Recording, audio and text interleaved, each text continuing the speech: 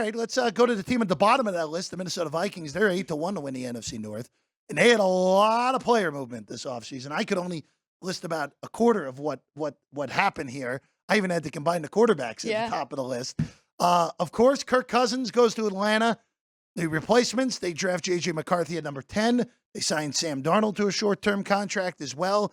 They bring in Jonathan Grenard on the pass rush, same with Andrew Van Ginkel coming over from Miami. They both replaced Daniil Hunter, who went to Houston.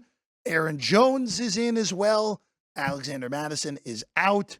KJ Osborne also left to go to New England. The Vikings did give Justin Jefferson a big contract, so that's not looming over their heads, which we all thought was going to be looming over their head for at least the training camp. Don't have to worry about that. That's all taken care of now. The Vikings as well this offseason, Alex. They also you drafted Dallas Turner.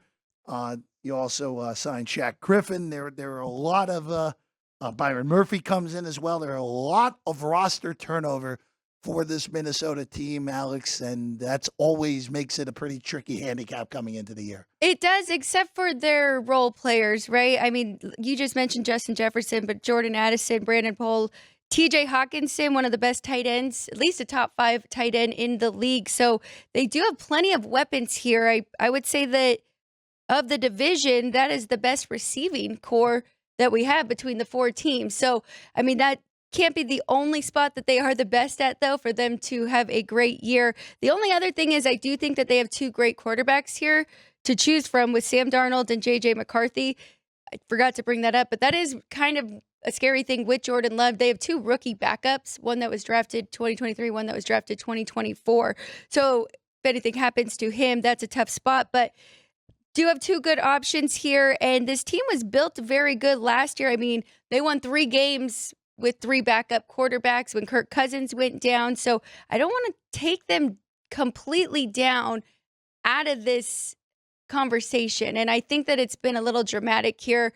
Yes, to make the playoffs plus 280. I know it's a tough division and they have 3 good teams ahead of them. I still think that could be in play.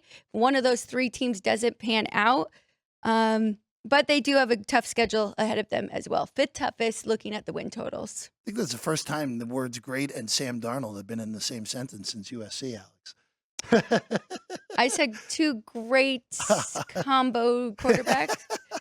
It's a good pair, I'm saying, to have options. You know, I will say this for Darnold. Look, I think he should start at the beginning of this year. I don't think J.J. McCarthy's ready. And the way, you brought up Minnesota's schedule. You should put it on the screen there, Sean. Other than week one, where they go with the Giants on the road, where the Giants are small favorite at home, small favorite. I think that's probably right. That's a game I'm going to tell you right now. There's no chance I'm betting it in week one. I think it'll be a complete stay off in week one. But that schedule, the rest of the left side is brutal. Yeah. Brutal. You get no help right out of the gate, where you get the Niners right away in your home opener. I guess you'd rather have the Niners on a short week because the Niners are playing Monday night, week 1, but still a brutal draw. Houston, we expect Houston to be a playoff team in the AFC again. On the road at the Packers, that Jets game, which would have been Aaron Rodgers returning to multiple scenes of the crime in Minneapolis, where he obviously had a lot of success against the Vikings in his career. But that game's in London, so they don't even get home field in that game. That's a total neutral in London. All right, bye week. They shouldn't lose that week, Alex. But the rest of that, look at that. Detroit at the Rams on a short week. The Colts, who I don't think will be a pushover. Yeah. I mean, they're at Jacksonville, at Tennessee, at the Bears. There's a real shot this team, unless if they end up being favored week 1 against the Giants on the road, a real shot they're not favored again until week 13.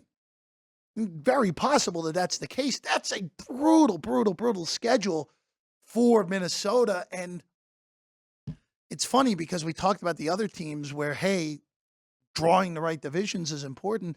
Doesn't work for Minnesota in this spot, because actually being in the 3rd place schedule this year is arguably harder than the 2nd place schedule that Green Bay has, just because of how we're projecting some of these 3rd place teams that are going to be better than 2nd place teams from a year ago.